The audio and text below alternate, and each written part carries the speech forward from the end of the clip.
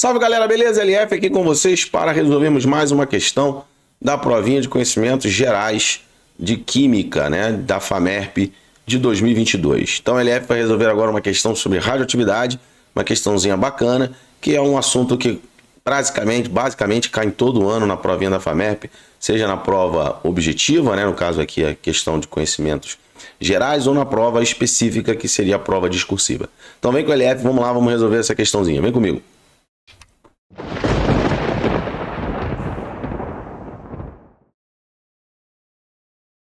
Então, voltando aqui, rapaziada, vamos fazer essa questão de radioatividade. Então, uma questãozinha muito legal sobre tempo de meia-vida, também sobre lei de Soddy-Fajans, galera. Então, aqui, ó, radioatividade na sua essência. Radioatividade. Então, duas partes de radioatividade, dois assuntos de radioatividade que mais caem em prova, né? Que é a lei de Soddy-Fajans, que é para você fazer um balanço no número de massa e um balanço do número atômico aqui, ou seja, o número de massa antes tem que ser igual ao número de massa total depois do processo, né, do processo radioativo. Então ele pede para você descobrir quem é o elemento X, tá? Que é um isótopo X. Lembrando que você tem que tomar muito cuidado, porque número de massa,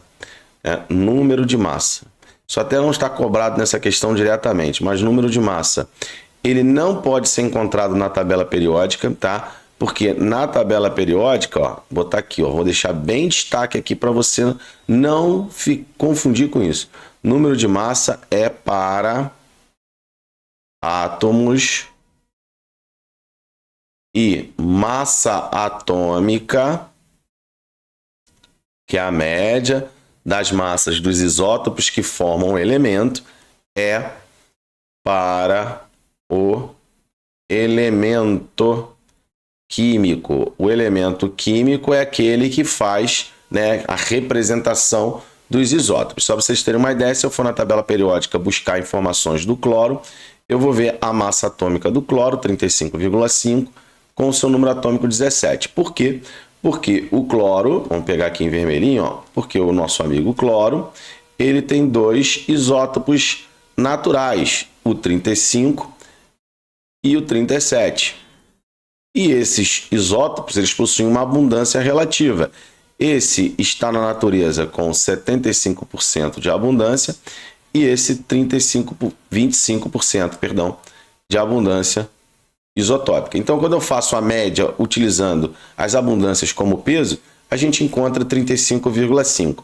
Então, o número de massa, num problema de radioatividade, ou ele é fornecido na questão, ou você vai ter que calcular pela lei de Soddy-Fajans. Nunca você vai reconhecer um átomo pelo número de massa. O reconhecimento de um átomo é feito pelo número atômico.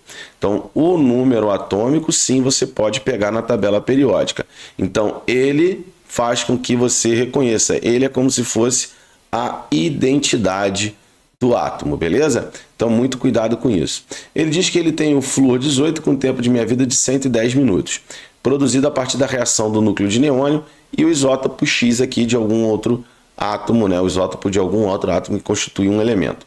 O isótopo X e a porcentagem de flúor que resta após 5,5 horas de sua produção são, vamos lá, primeiro, 5,5 horas é o tempo total. Então, 5,5 horas equivalem a 330 minutos. Eu passei para minuto porque ele deu tempo de meia-vida, que é o que nós vamos colocar aqui, em 110 minutos. Então, pessoal, o tempo que se passou aqui, de 330 minutos, isso foi, né, um tempo total no qual esse número de meia-vida aqui, essa quantidade de meia-vida está inserida 3 vezes. Como é que você sabe isso, LF? É só você pegar aqui, ó, o número de meias-vidas, né, vai ser igual ao tempo total dividido pelo tempo de meia-vida. Então, quando eu pego 330 e divido por 110, nós temos 3 meias-vidas. Como é que a gente pode resolver? Tá? Como é que a gente pode fazer isso aqui, a resolução disso? Você pode usar uma fórmula, né, no qual a gente coloca a porcentagem como sendo 100%, né, de inicial, e o que a gente quer calcular eu chamo de massa final sobre a massa inicial, 2 elevado a 3. Tá? Ou a gente faz isso, tá bom? Que aí a gente vai ter a porcentagem final, eu colocando a massa inicial como sendo 100%, porque é o que ele pede aqui, ó, partindo de 100%. Ou você faz uma coisa mais tranquila de pensar em termos de meia-vida. Você começa com 100, divide pela primeira meia-vida, então 100 dividido por 2 dá 50, o 50 se divide por 2 de novo, vai dar 25. Então já se passaram 2 meias-vidas. E agora a terceira meia-vida vai dividir o 25 por 2, que vai dar 12,5%. Então restam 12,5%, então a gente tem 3 opções aqui, ó. Então essas opções é o hidrogênio 1, o hidrogênio 2 e o hidrogênio 3. Então o que a gente tem que fazer? A gente tem que procurar só o valor da massa, não precisa procurar o número atômico, porque todas essas opções aqui, ó, são opções contendo o isótopo de hidrogênio, que tem número atômico 1. Então vamos descobrir quanto vale a massa dele. Se a massa dele for 3, é letra C. Se for 2, é letra D. Se for 1, é letra E. Beleza? Então vamos lá. Vai ser, se eu aplicar a lei de Só de Fajans aqui, eu vou ter 20 mais A é igual a 18, mais eu tenho uma partícula alfa, 18 mais 4. Logo, A vai ser 18 mais 4, 22. Passo 20 para o outro lado, A é igual a 2. Logo, trata-se do deutério, que é o hidrogênio de massa 2. E número atômico, obviamente, 1, porque é o isótopo do hidrogênio.